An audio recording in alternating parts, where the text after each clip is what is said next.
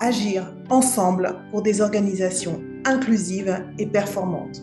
Mon nom est Joëlle Payom, fondatrice et présidente de Résalience, une association à but non lucratif basée à Genève et qui s'est fixée pour but d'endiguer toutes les formes de harcèlement et de discrimination au travail, sauvegarder l'intégrité de tous les employés, quelles que soient leurs différences visibles ou invisibles, et renforcer l'inclusion.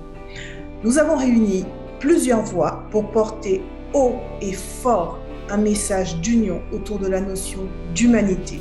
Je vous invite à les écouter. Pourquoi pensez-vous qu'il est pertinent d'instaurer une journée internationale contre le harcèlement en entreprise et pour l'inclusion ? Le travail, c'est avant tout un lien de confiance, c'est un lien de respect mutuel. Et lorsque l'on porte atteinte à la santé, que ce soit psychologique ou physique, eh bien, il faut prendre des mesures, il faut mettre cela en lumière et il faut surtout mettre un stop et imposer une action au-delà d'exprimer une intention. That this is actually an important issue, not just for individual, but for society. I think it really is important. It really is important to have a day which really puts the focus on these issues and which ensures that we're taking enough time to become more aware about the complexities of the issue, the expressions of them, the prevalence of the issue, and is also ensuring that we're spending time to think about what could be the systemic solutions that we bring to bear to tackle this important challenge. C'est fondamental pour mettre en lumière une problématique, mais aussi une approche du monde du travail qui est probablement trop occultée.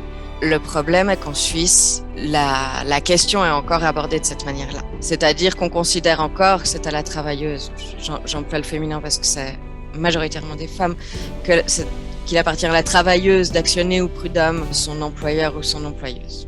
Et à mon sens, tant que les politiques considéreront pas qu'il revient à l'État de surveiller d'une part et de sanctionner d'autre part les entreprises qui pratiqueraient le harcèlement et la discrimination, alors à mon avis, on ne parviendra jamais à une solution.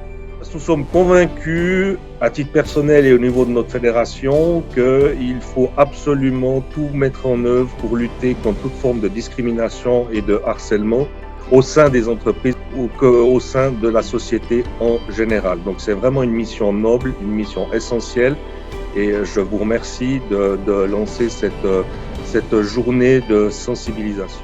Et c'est un véritable tabou social. Il y a énormément de gens qui, sur leur lieu de travail, sont exposés à des violences, à des vexations, qu'elles soient verbales, qu'elles soient morales, qu'elles soient explicites ou non, qui les mettent dans une situation de détresse, en fait, de détresse mentale, de détresse psychique et de solitude. Et malheureusement, c'est un sujet dont on parle peu. Et pourtant, autour duquel j'ai entendu énormément de témoignages, que ce soit dans mon entourage immédiat, dans les médias. Et donc, je trouve regrettable qu'il n'y ait pas une journée au cours de laquelle, collectivement, on se concentre sur la condition, sur le bien-être des personnes qui travaillent et sur les dangers en termes de violence auxquels ces personnes peuvent être exposées de manière quotidienne et surtout sur les solutions qu'on peut trouver pour que ces violences soient sanctionnées et surtout qu'elles soient identifiées pour qu'on permette aux personnes qui sont confrontées de s'en sortir. Donc je crois qu'il est urgent que mondialement on s'interroge sur la nécessité d'avoir une journée commune au cours de laquelle on réfléchirait sur les implications du harcèlement dans le cadre professionnel. La réalité de la nature humaine, c'est que nous sommes vulnérables. Si nous acceptons cette vulnérabilité et cette différence, c'est-à-dire que nous sommes chacun uniques et non pas tous normés, nous comprenons toute la réalité de la vie et de la relation. Donc le bon sens nous amène à respecter l'autre parce que nous avons besoin de l'autre. La vie n'existe que dans la relation à l'autre.